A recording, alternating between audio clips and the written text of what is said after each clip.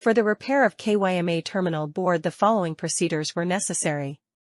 Replacement of various electronic components and general cleanup of the unit. For testing, we used 220-volt AC power supply and a test lamp. We observed that, upon applying power, the lamp turns on correctly.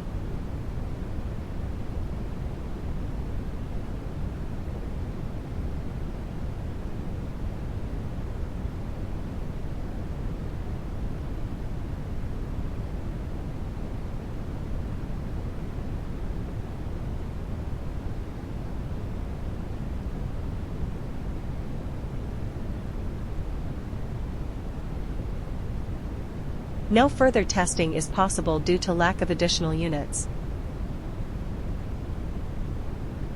It is not clear that the Kyma terminal board is working successfully and it is ready to be delivered to the client.